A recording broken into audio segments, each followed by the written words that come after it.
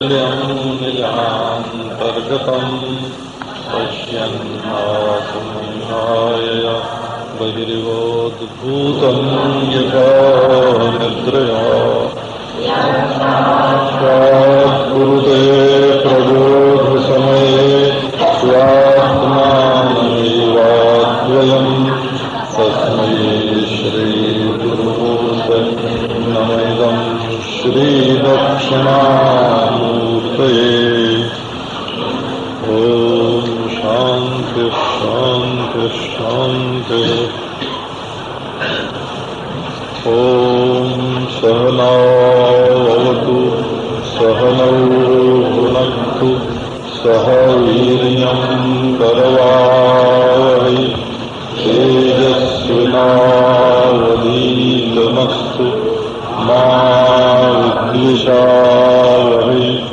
ॐ शान्ति।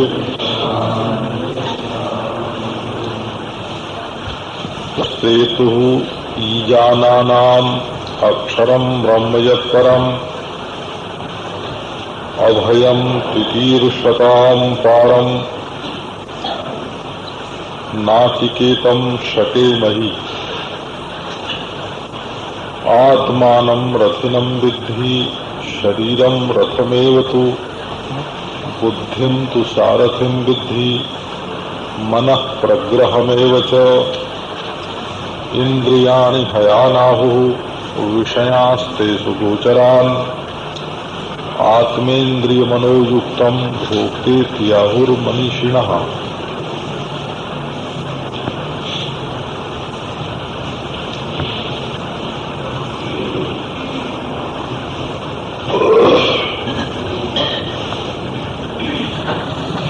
इस मंत्र में ये बात कहते हैं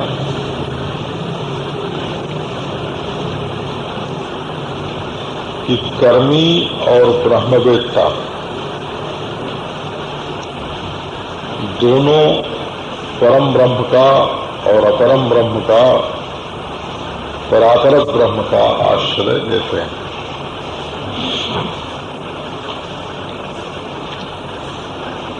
एक है कर्मियों का आश्रय और एक है ब्रह्मवेत्ताओं का।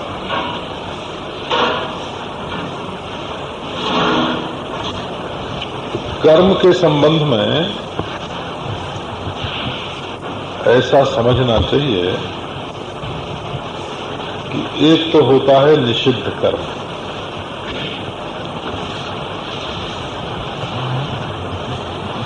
तो निषिद्ध कर्म करने से मनुष्य का पतन होता है।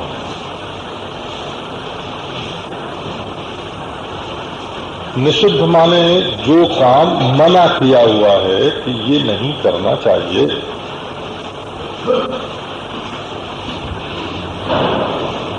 क्योंकि जब समाज से निषिद्ध, शास्त्र से निषिद्ध, लोकहित की दृष्टि से निषिद्ध कर्म हम करेंगे तो कभी न कभी हमारे चित्त में ग्लानि आवेगी ही आवेगी कि हमने बुरा काम किया।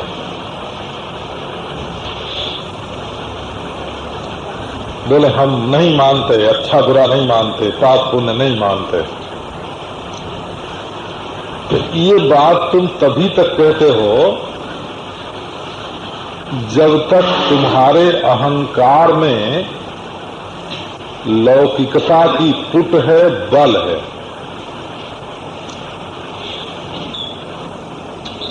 जब बीमार पड़ोगे, जब अपने में दैन्य मालूम पड़ेगा, जब कोई तुम्हारी मदद करने वाला नहीं दिखेगा, उस समय तुम्हारा मन निर्बल पड़ जाएगा। और जब निर्बल पड़ेगा तब वो भीतर ही भीतर ये बात स्वीकार करेगा, कबूल करेगा भीतर से कि ये काम हमको नहीं करना चाहिए था, हमने किया सो गलत किया। इंद्रियों के बस में होके किया, विषय लोलुपता से किया है, दूसरे को नीचा दिखाने के लिए किया, अपने अहंकार की पूजा प्रतिष्ठा के लिए किया, कभी न कभी बुरा काम करने वाले को ग्लानि होगी ही होगी।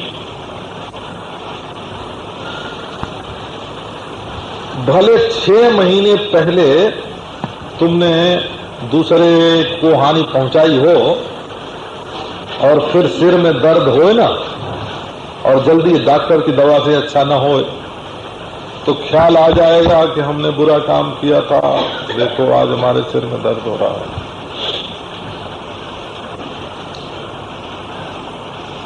और दूसरी बात है विहित का आचरण।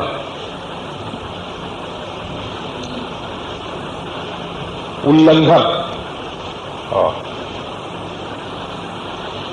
विहित है कि प्रत्येक मनुष्य को सत्य बोलना चाहिए। तो सत्य बोलना विधान नहीं है, कम से कम झूठ नहीं बोलना चाहिए, ये विधान है बोला। क्योंकि जो जो सत्य होए वो सबको बताए देने का नहीं होता। तो आवश्यक भी होए, उपयोगी भी होए, बोलने में मिठास भी होए, दूसरे को सुख भी होए, समयोचित भी होए। बोलिए तो तब जब बोलिबे की रीति जानो, तब छंद अर्थ अनूप जाने लइए। गाइए तो तब जब गाइबे की रीति जानो, है ना। तो गाना तो तब जब कुछ ताल, है ना, राग रागनी ग्राम मूर्छना कुछ मालूम होवे। राग रागिनी का अंग भंग करने के लिए नहीं गाया जाता। तो विहित जो संध्या बंदन आदि नित्य कर्म हैं, उनका अनुष्ठान न करने से, मन विधि का उल्लंघन करने से और निषिद्ध का आचरण करने से मनुष्य को प्रत्यवाय होता है। प्रति माने प्रतीप, अव माने अधः, अवाक, और अयन माने गमन। अपने लक्ष्य की विपरीत दिशा में अधोगमन होता है, प्रत्यवाय होता है। और यदि विहित कर्म का अनुष्ठान करते हैं और निषिद्ध का परिवर्जन करते हैं तो अभ्युदय होता है। अभि माने चारों ओर, उद माने ऊपर, अय माने गति। सर्वतोमुखी ऊर्ध्व गति होती है, सर्वतोमुखी प्रगति होती है। अभि माने सर्वतोमुखी और उत माने ऊर्ध्व, उन्नति, और अय माने गति।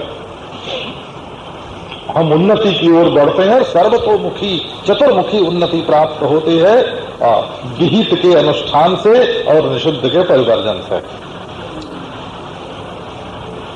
अब विहित में 2 तरह का विधान है। एक तो लौकिक,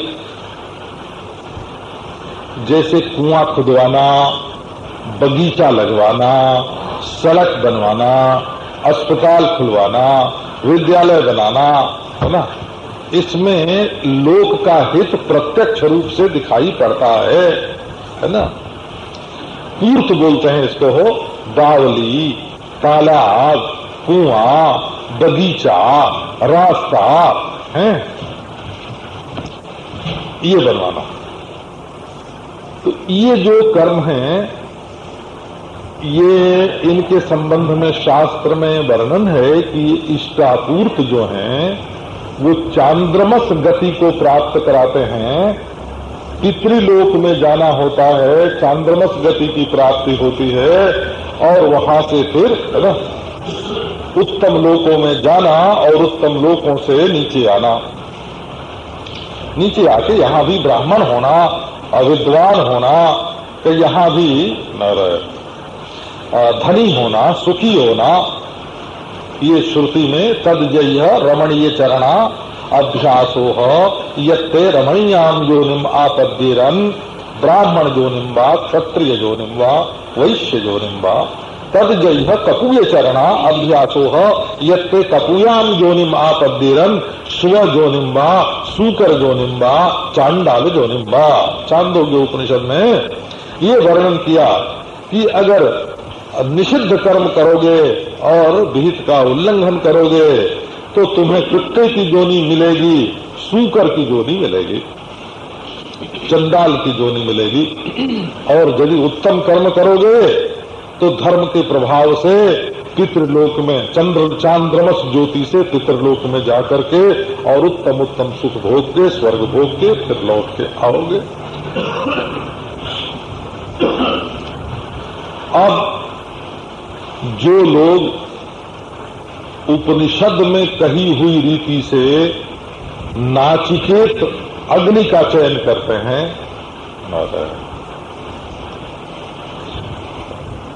निष्काम कर्म का अनुष्ठान करते हैं,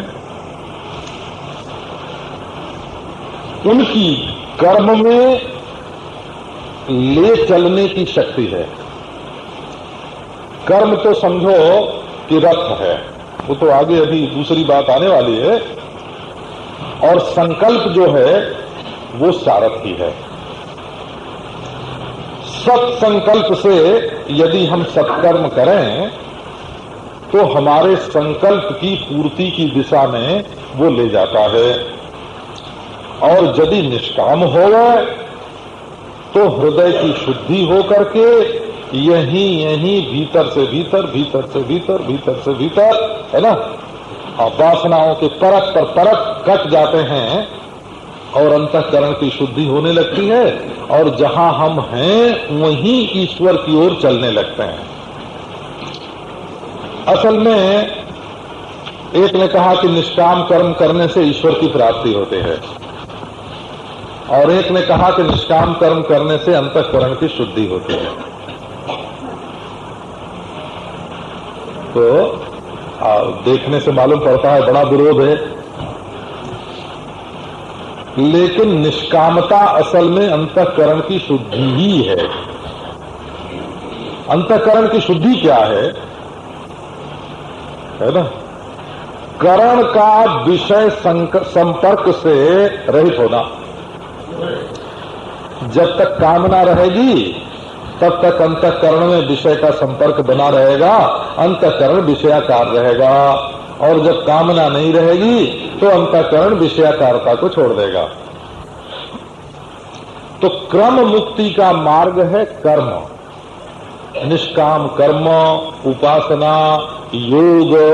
इससे अपने अंतःकरण को शुद्ध करते करते भीतर ही हमको ब्रह्मलोक का अनुभव होने लगता है, और ब्रह्मलोक में पहुंचने पर शुद्ध अंतःकरण में देश क्या है, काल क्या है, वस्तु क्या है, इनका अधिष्ठान क्या है, इनसे अपरिच्छिन्न क्या है, इनका प्रकाशक क्या है, अपने स्वरूप के बोध में बहुत बड़ी मदद मिलती है। इसलिए जो लोग इस दुख संसार सागर से पार जाना चाहते हैं,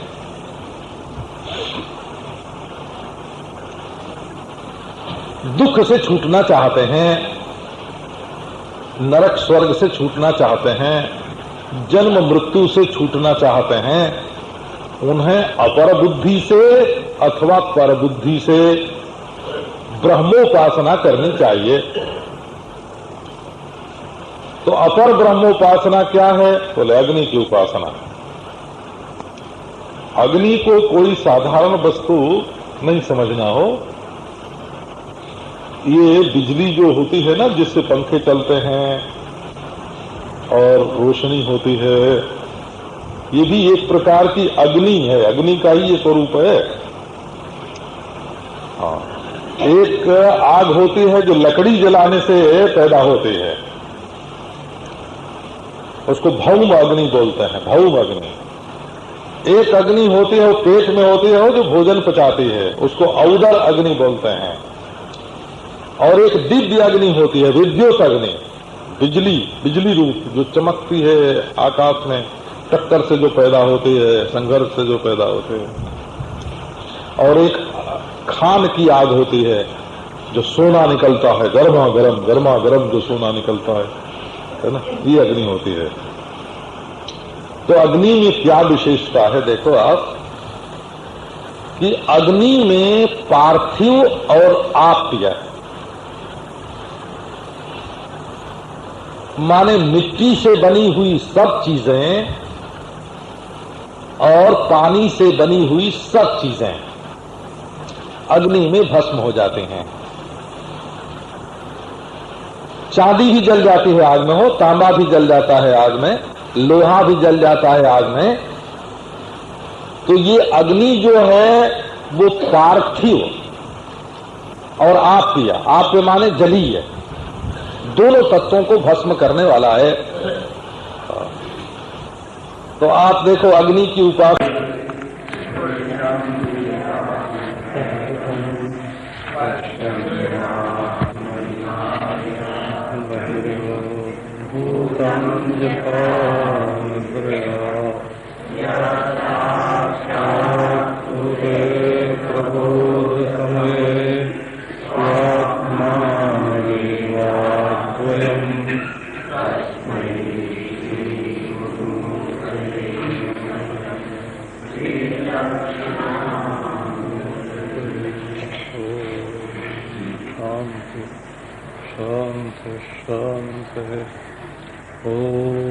सहनावतु सहनौ भुनक्तु सह वीर्यं करवावहै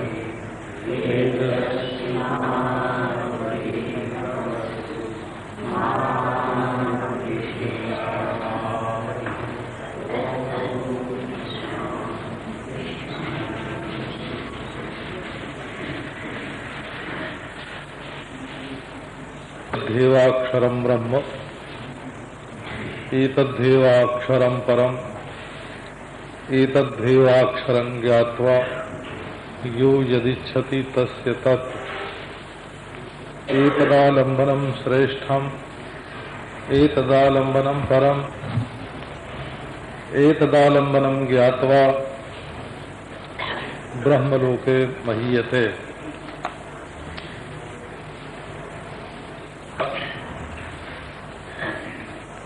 कि संपूर्ण वेदों का परम तात्पर्य जिसमें है, माने वेद रूप अपौरुषेय ज्ञान के द्वारा, सिद्ध वस्तु के ज्ञातक के द्वारा प्रत्यक्ष चैतन्याभिन्न ब्रह्म का जो बोध कराया जाता है, वो क्या है? बोले ओम में, संक्षेप से ओम में है। तपस्या से जो प्राप्त किए जाता है समदम आदि साधन संपत्ति से, दैवी संपत्ति से, अमानित्वादी संपत्ति से, वो चीज ओम में है। जिसके लिए ब्रह्मचर्य, गार्हस्थ्य, वानप्रस्थ, संन्यास, आश्रम धर्म का पालन करते हैं, वो वस्तु संक्षेप में ओम इसमें है।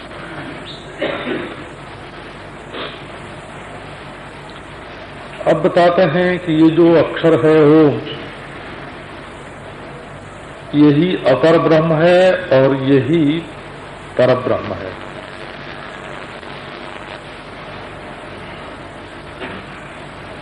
और इस अक्षर को अगर ठीक ठीक जान लिया जाए तो तुम परब्रह्म चाहो तो परब्रह्म मिल जाए, अपर ब्रह्म चाहो तो अपर ब्रह्म मिल जाए। जो यदिच्छति तस्य तत्।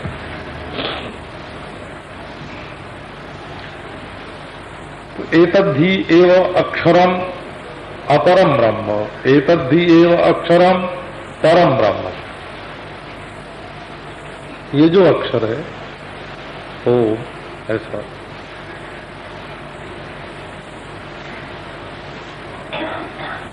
ये सर्वात्मक है। ओंकार एवेदम सर्वम। इससे क्या हुआ कि अपर ब्रह्म हुआ। सर्वात्मा होना ही अपर ब्रह्म का लक्षण है, सब होना।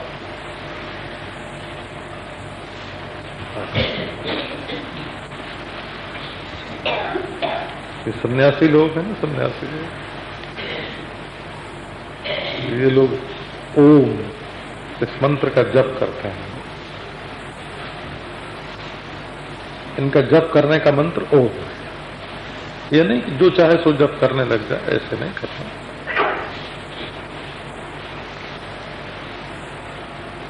तो उसका अभिप्राय सुनाते हैं। तो उस मंत्र का अभिप्राय क्या हुआ? ओम इति स्वीकारे, स्वीकृति देना, वर्षा हो गई, ओ बहुत बढ़िया, ठंड पड़ी बहुत बढ़िया, गर्मी पड़ी बहुत बढ़िया, ओ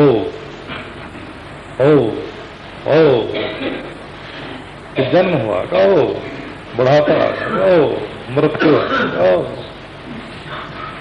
ओम माने हाँ, तो हाँ हजूर,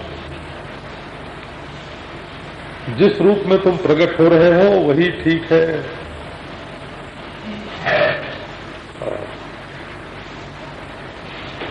हम पहचानते हैं। देखो क्या सीधी सीधी बात है।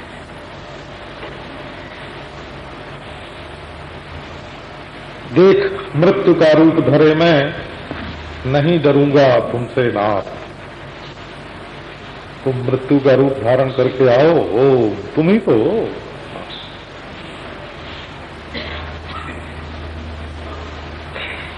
और छांदोग्य उपनिषद में आया है, जब शरीर में ताप होवे ना, क्या चिंतन करना? बोले ओ तो कैसे? तो तुमने साधुओं को देखा कि नहीं? जेठ के महीने में दोपहरी में बालू में नंगे बैठ के चारों तरफ आग जला लेते हैं और बीच में बैठ के तप करते हैं। तो उस समय उनको गर्मी लगती है कि नहीं? तो गर्मी तो लगती है, पर वो तो सोचते हैं कि हम तप कर रहे हैं। तो जब तुमको बुखार आवे हैं, जब तुमको बुखार आवे तो ये मत समझो कि रोग की गर्मी है, कि ये समझो कि ये तपस्या की जो आग है उसकी गर्मी है।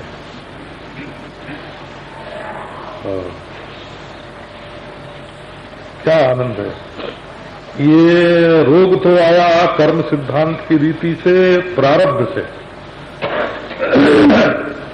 और जब इसमें तप का भाव किया तो ये नवीन कर्म हो गया फलप्रद।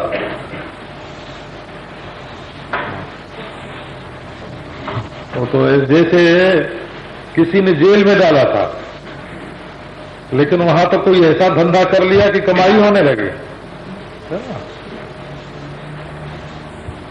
तो ये ईश्वर ने बुखार तो इसलिए भेजा था कि तुमको पूर्व कर्म का दंड मिले, लेकिन तुमने तो उसमें ऐसा तप का भाव जोड़ दिया कि वो नवीन पुण्य हो गया। ऐसे ये आपको छोटी छोटी बात सुनाते।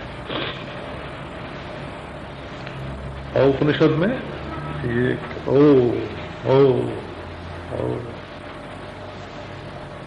पहले कैसा ख्याल आ जाए कि हम मर जाएंगे और लोग अर्थी पर उठा के कंधे पर हमको ले जाएंगे, न हम हिल सकेंगे न डोल सकेंगे,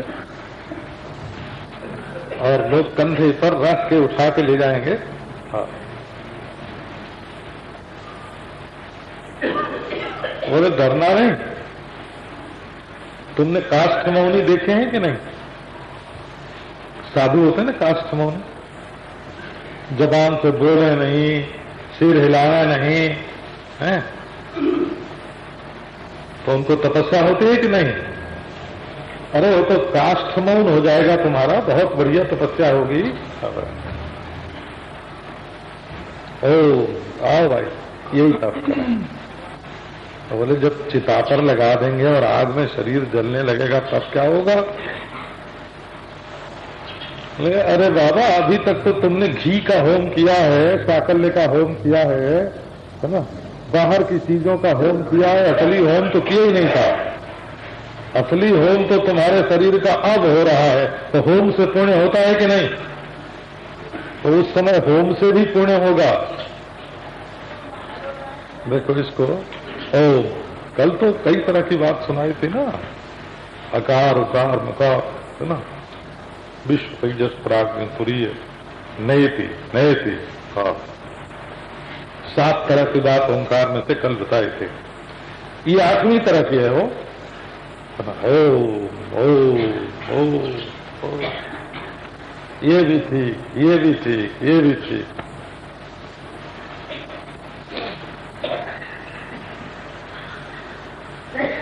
अब देखो 9वीं तरह की बात सुनाते हैं।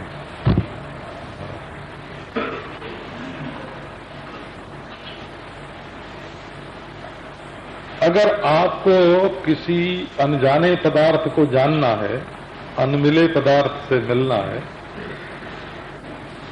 अनदेखे पदार्थ को देखना है, तो उसका नाम जप करते हैं। जिससे प्यार होता है उसका नाम जबान पर जल्दी जल्दी आता है। आपको हमारे बचपन में कितनी कापी हमारी, कितना कागज ना हाथ में कलम आने पर तो खराब हो जाता था। क्यों? उस पर हम काशी काशी काशी लिख डालते थे। शिव काशी, शिव काशी, काशी काशी, शिव शिव। जे जपन्ति नरा भक्त्या तेषां मुक्तिर्न संशयः। महादेव महादेव महादेवेति जो वदेत् एकेन लभते मुक्तिम द्वाभ्याम संभुर्ऋणी भवेत्। ओ ओ ओ सन्यासी लोग 12,000 प्रणव का जप रोज करते हैं। हमारा मतलब केवल गेरुआ कपड़ा पहनने से जो सन्यासी हो गया सो नहीं, ये तो धेले का सन्यासी है।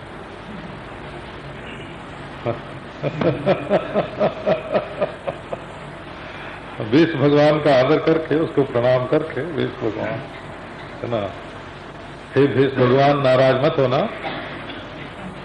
लेकिन तो पैसे दो, पैसे में गेरुआ तो होता है। तो जो लौकिक वस्तु की प्राप्ति के लिए, जीविका चलाने के लिए जो संन्यास होता है वो नहीं,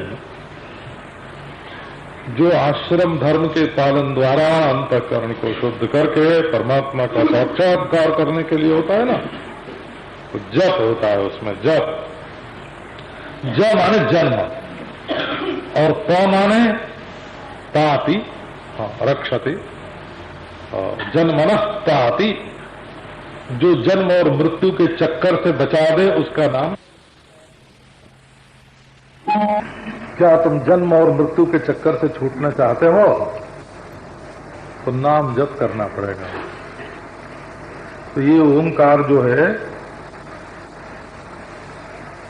ये वेदांत की दृष्टि से तो परब्रह्म और अपरब्रह्म, सर्वात्मक ब्रह्म और सर्वनिषेधावधि ब्रह्म, सर्वरूप ब्रह्म और सर्वनिषेधावधि ब्रह्म, दोनों का वाचक है ओंकार। और पौराणिक दृष्टि से ये नाम मात्र का उपलक्षण है। भगवान का कोई नाम लो, क्रीम लो, हरीम लो, करीम कहो, रहीम कहो, है ना। ये देखो, क्रीम को करीम बोलते हैं, हरीम को रहीम बोलते हैं। तो करीम कहो चाहे रहीम कहो, वो नाम हो खुदा का, ईश्वर का नाम हो। राम कहो, कृष्ण कहो, ये नाम मात्र का उपलक्षण है। जब नाम लोगे तो नाम लेते लेते जिसका नाम है उसकी याद आवेगी, वो तुम्हारे दिल में बैठा है ये बात मालूम पड़ेगी, उस पर जो पर्दा है सो हट जाएगा। और अगर पर्दा हटा के तुम उसको देखना नहीं चाहते हो उसको पर्दे में ही रहने देना चाहते हो? क्या तुम्हारा प्रेम है ना? ब्याह तो हुआ, पत्नी तो आई, परंतु उसने घूंघट जरा हटा के आंख के कोने से अपने पति का मुंह ही नहीं देखा कभी। क्या पत्नी है, क्या ब्याह हुआ है? अगर पर्दा फाड़ देने की तुम्हारी इच्छा नहीं होती है तो फेंक दिया पर्दा। वो पति पत्नी क्या जिसके बीच में पर्दा बाकी रह जाए, वो गुरु शिष्य क्या जिसके बीच में कपट रह जाए, कपट का पर्दा है?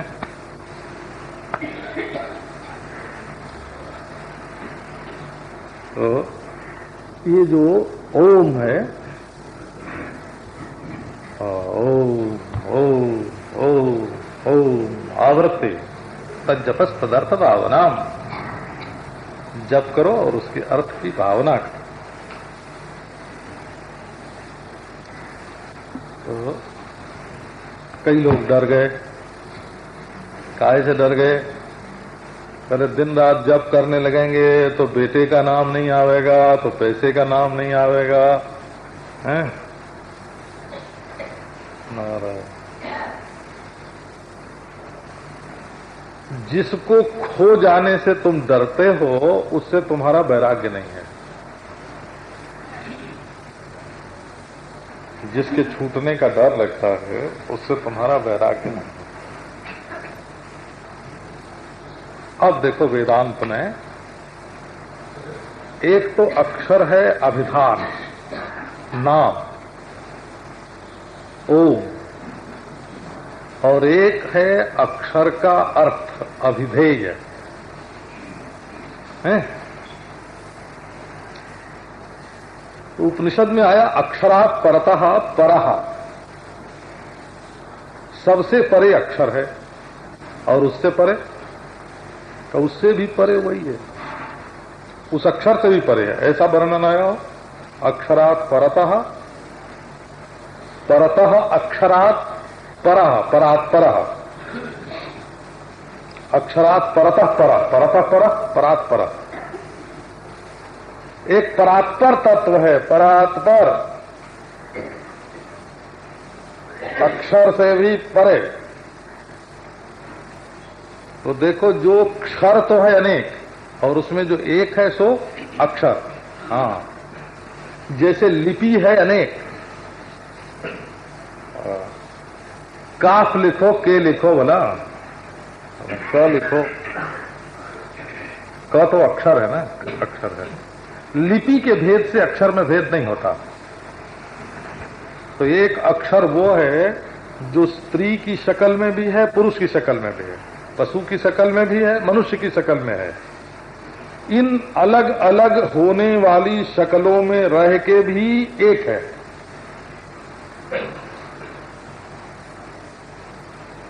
एक वो है जिसमें अलग अलग शक्लें ही नहीं है। एक सर्वरूप है और एक सर्वनिषेधावधि है। तो अभिधेय की दृष्टि से सर्वरूप में जो है उसको अपर ब्रह्म बोलते हैं, और जो सर्वनिषेधावधि है उसको पर ब्रह्म बोलते हैं। और जो असली चीज है ना उसमें पर अपर का भेद नहीं है। ये तो जिज्ञासु की बुद्धि में आरूढ़ कराने के लिए परापर की कल्पना की जाती है। इसमें कहीं फंसना नहीं, आगे बढ़ो। एतद् देवाक्षरम ज्ञात्वा अक्षराम। देखो एक समझो मन है, मन क्या है? बोले अक्षर है। कैसे?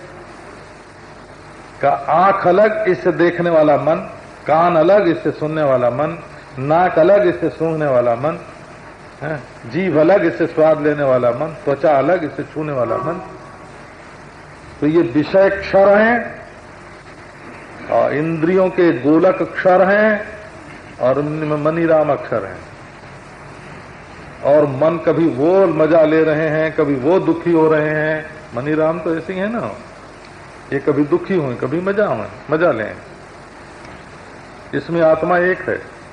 जब मन मजा लेता है तभी तुम ही हो, और जब मन मजा नहीं लेता है तभी तुम ही हो। एतद्धेवा अक्षरं ज्ञात्वा, इस क्षर और अक्षर से अतीत जो परम तत्व है ना, इसको जान लो। देखो फिर सारे संकल्प पूरे हो गए। ये बड़ा मजेदार। बोले रे बाबा, जब संकल्प ही नहीं रहा, संकल्प का विषय नहीं रहा, जब संकल्प नहीं रहा, जब संकल्प का कर्ता नहीं रहा, तो तुम्हारे सब संकल्प पूरे हो गए। कैसे हैं? अब दूसरा है ही नहीं तो संकल्प क्या हुआ?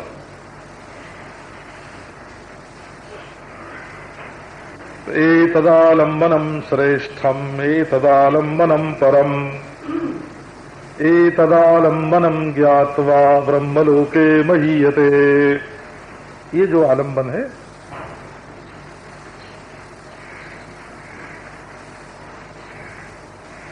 शंकराचार्य भगवान ने ब्रह्मसूत्र के तीसरे अध्याय के तीसरे पाद में ये विचार किया कि जब ओंकार के द्वारा ही अपर ब्रह्म की भी प्राप्ति होती है और पर ब्रह्म की भी प्राप्ति होती है। ओंकार से चाहो तो ब्रह्मलोक मिले, और ओंकार से चाहो तो ऐश्वर्य मिले, धन मिले, बेटा मिले, सृष्टि की सारी वस्तुएं मिले, क्योंकि ये तो सबका प्रेरक है, सब में मौजूद है। ये तो ईश्वर का नाम है, जो चाहो सो मिले।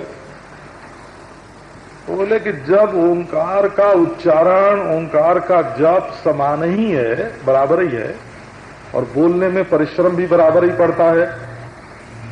चाहे सर्वम खल्वेदम ब्रह्म बोलने के लिए ओम बोलो, ओंकार वेदम सर्वम, ओम सब ओंकार है? और चाहे अकार उकार मकार अमात्र का प्रतिपादक करके नान्त प्रज्ञम नवहे प्रज्ञम नोवह का प्रज्ञम, उसके लिए ओंकार बोलो। बोलने में, विचार करने में तो आयात समान ही है। तो सब लोग परम ब्रह्म की ही उपासना क्यों नहीं करते हैं ओंकार के द्वारा? तो इसका उत्तर उन्होंने दिया, ऐश्वर्य प्राप्ति वैतृष्ण्यम बिना परे ब्रह्मणि आस्थाया दुर्लभत्वात्।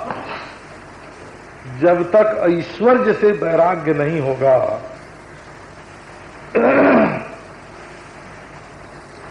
भाई गांधी जी कौन हो सकता है कि जो मिनिस्ट्री से विरक्त हो?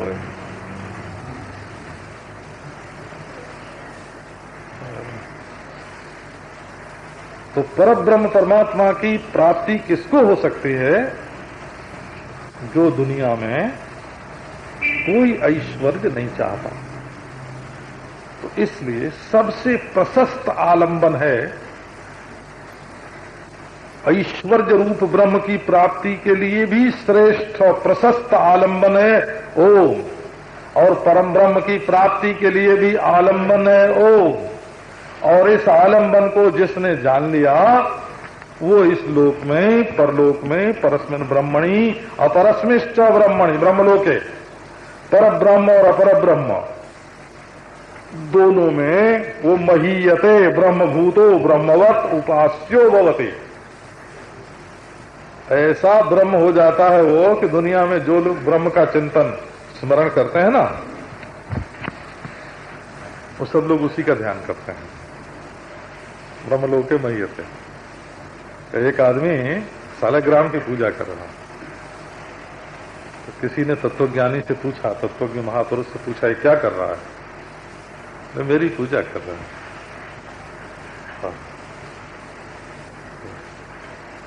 तो एक आदमी ध्यान कर रहा था, नेति नेति नेति। तत्वज्ञ से किसी ने पूछा क्या कर रहा है? तो मुझे ढूंढ रहा है। तो एक आदमी बोला अहम ब्रह्मास्मि। बोले ये क्या कर रहा है? तो मुझसे एक हो रहा है।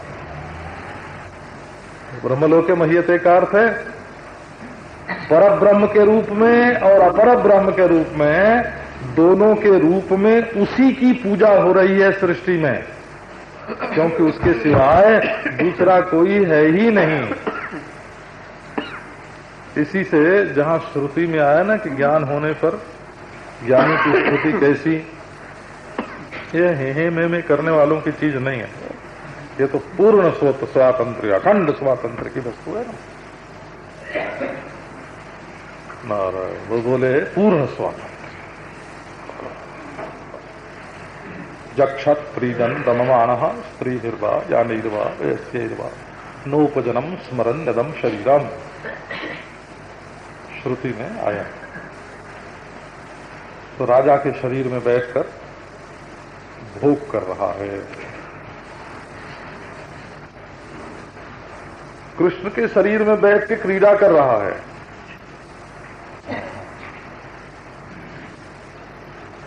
इंद्र राजादि देहेषु नाना खाद्यानि भक्षयन, विद्यारण्य स्वामी ने श्रुति की व्याख्या की।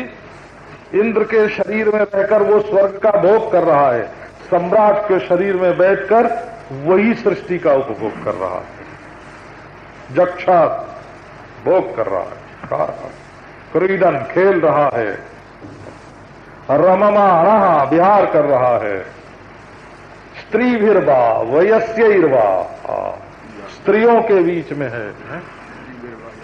हाँ, जक्षत क्रीडन रममाणः स्त्रीभिर्वा वयस्यैर्वा नोपजनम स्मरन निदम शरीराम, परंतु मैं शरीर मात्र हूं, हड्डी मांस चाम वाला शरीर मात्र हूं, ये भ्रम उसको कभी होता ही नहीं। वो तो अद्वितीय ब्रह्म है, उसके सिवाय दूसरी कोई वस्तु नहीं है। लड्डू भी वही है और जीव भी वही है, बोला। हाँ। और उसमें जो मजा है सो लड्डू का नहीं है, वो जीव का नहीं है, वो ब्रह्मानंद है। हाँ। बोले अच्छा, तो फिर यही ब्रह्म बताओ, ये क्या है? अविधेय प्रधान निर्देश है क्या ये ब्रह्म? न जायते म्रियते वा विपश्चित्, नायं कुतश्चिन्न बभूव कश्चित्, अजो नित्यः शाश्वतोऽयं पुराणो न हन्यते हन्यमाने शरीरे, हन्ता चेन्मन्यते हन्तुम्, हतश्चेन्मन्यते हतम्, उभौ तौ न विजानीतो नायम हन्ति न हन्यते। तो आप कहोगे कि गीता में श्लोक है,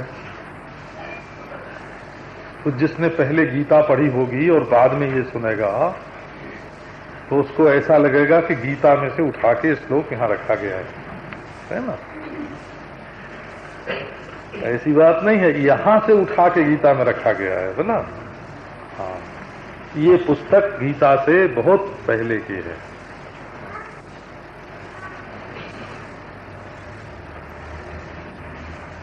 तो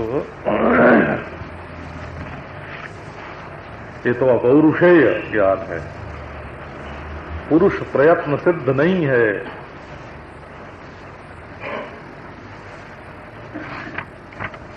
आपने सुना होगा, अब बात अटपटी मालूम पड़े, ईश्वर ज्ञान बनाता है कि नहीं बनाता है? ईश्वर ज्ञान का निर्माण करता है कि नहीं? ईश्वर ने सृष्टि बनाई है, ये तो सुनते हैं ना। तो धरती किसने बनाई? का ईश्वर ने। सूर्य किसने बनाया? ईश्वर ने। चंद्रमा किसने बनाया? का ईश्वर ने। समुद्र किसने बनाया? का ईश्वर ने। जरा ये बताओ, ईश्वर ने ज्ञान बनाया कि नहीं? तो एक आदमी कहेगा हाथ जोड़ के, बाबा ईश्वर ही सब बनाता है तो ज्ञान भी ईश्वर ने ही बनाया होगा है? परंतु यदि ज्ञान ईश्वर बनावे तो ज्ञान बनाने के पहले ईश्वर तो अज्ञानी रहा होगा है? अगर ज्ञान बनाया ईश्वर ने तो जिस दिन 10:05 पर ज्ञान का निर्माण ईश्वर ने किया, उसके पहले 10:04 पर ईश्वर अज्ञानी था कि ज्ञानी था? और ज्ञान बनाने के लिए ईश्वर को ज्ञान की जरूरत थी कि नहीं, कि ऐसा ऐसा ज्ञान बनावें। कहने का मतलब ये हुआ कि ज्ञान का निर्माता ईश्वर नहीं है,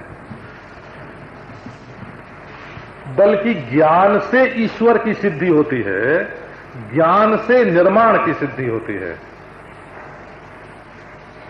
क्यों जी? ज्ञान उत्पन्न हुआ। अच्छा, ज्ञान उत्पन्न हुआ ये तुमको कैसे मालूम पड़ा? क्या ज्ञान से मालूम पड़ा कि अज्ञान से? अरे भाई, किसी को मोटर जाते जा रही है तो आंख से मालूम पड़ती है कि बिना आंख के? मोटर का जाना आंख से मालूम पड़ता है ना। तो किसी भी वस्तु का निर्माण होगा या उत्पत्ति होगी तो वो ज्ञान से तो मालूम पड़ेगी ना।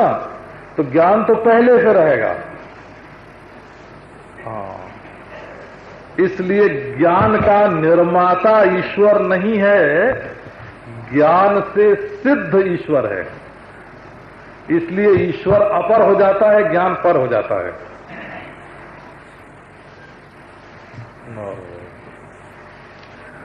दिव्य लीला है इसकी। तो बुद्धि से जो ज्ञान होता है उसमें भ्रम होता है ना। बुद्धि को थोड़ा भटकना पड़ता है ना। यहां से आंख गई, किताब पर अक्षर को देखा और वहां से उसकी छाया लेके आई, तब हमने कहा कि न जायते लिखा है। ये बुद्धि का जब भ्रमण हुआ तब न जायते ये मालूम पड़ा।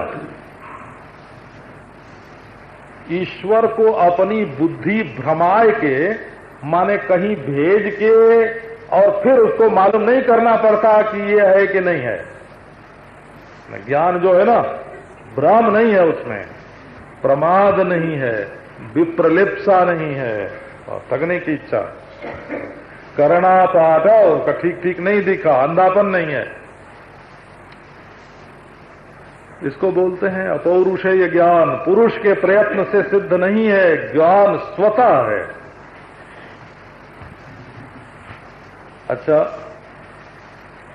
ऐसे ही हंसी खेल की एक बात कर लेते हैं। ये हमारे बाबू लोग हैं ना, बाबू लोग माने सूर्यास्त की दिशा से जिनको प्रकाश मिले सो बाबू, और सूर्योदय की दिशा से जिसको प्रकाश मिले सो पंडित। तो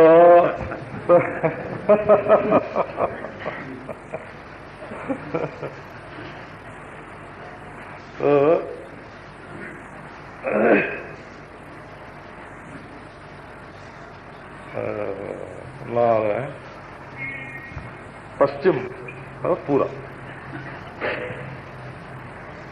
तो बाबू लोग कहते हैं कि कुरान भी तो धर्म ग्रंथ है, बाइबिल भी तो धर्म ग्रंथ है, वैसे ही वेद भी धर्म ग्रंथ है, तीनों में फर्क क्या? तो देखो, हम तो वैसे विश्व सृष्टि में कोई फर्क मानने वाले नहीं हैं, एक अद्वितीय ब्रह्म जानते मानते हैं, भला स्वयं है। लेकिन आपको फर्क बताने के लिए, विवेक के लिए ये फर्क बताते हैं। आप बताओ कि ज्ञान उत्पन्न नहीं होता है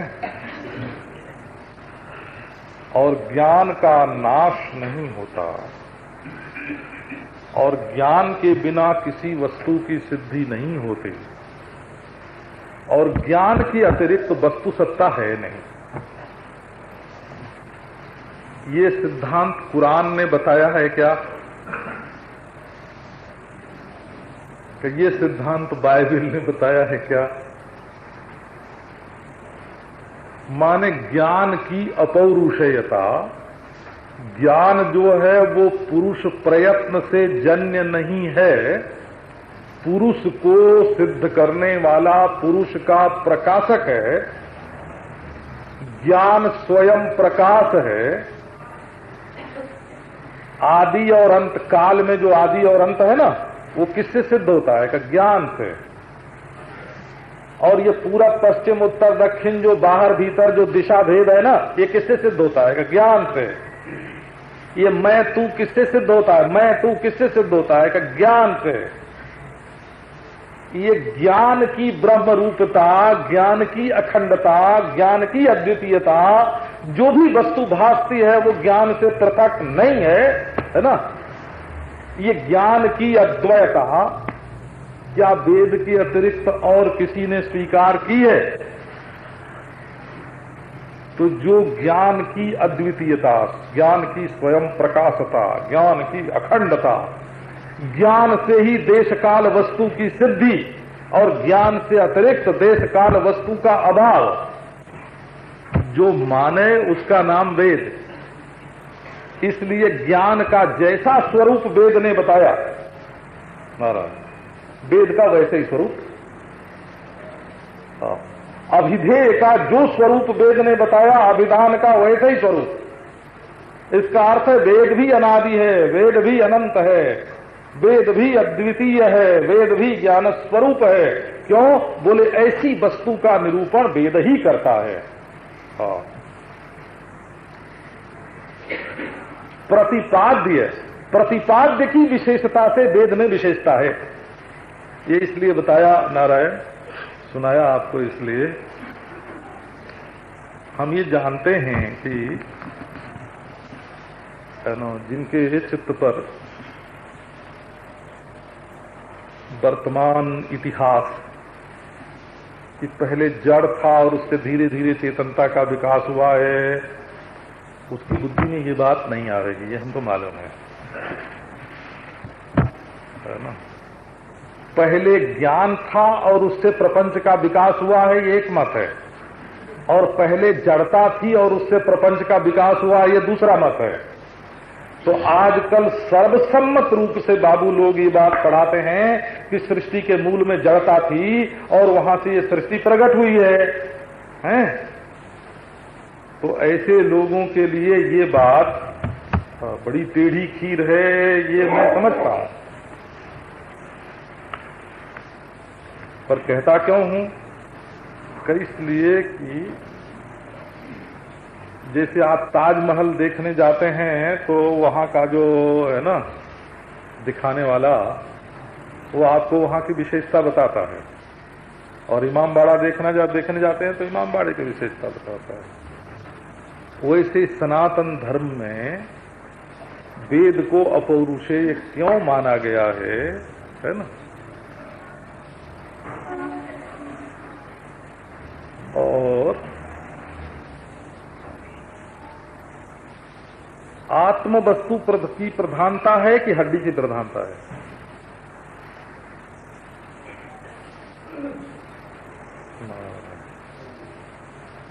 ये मनुष्य प्रधान है कि पैसा प्रधान है? सीधी बात है बोला। देखो, जो लोग सृष्टि के मूल में जड़ मानते हैं वो पैसे के लिए है ना मनुष्य का संहार करते हैं। और जो जड़ के उसमें से मार्क्सवाद निकलता है ना, उसमें से है ना डार्विनियन थ्योरी निकलती है, उसमें से हैकलेवाद निकलता है, जड़ाद्वैतवाद। और जहां चेतन की प्रधानता होती है वहां अधिकारी की प्रधानता से वस्तु में प्राधान्य होता है, वस्तु की प्रधानता से अधिकारी में प्राधान्य नहीं होता। देखो, सारा नियम ही बदल गया ना। चैतन्य प्रधान की जड़ प्रधान, तो वेद ने अधिकारी की प्रधानता हो। इसका अर्थ हुआ कि पहले सिपाही बन जाओ, उसके बाद चौराहे पर खड़े होकर के मोटर का नियंत्रण करो। सिपाही बने बिना अगर मोटरों को रोकना शुरू कर दोगे तो तुमको सिपाही पकड़ के ले जाएंगे, है ना।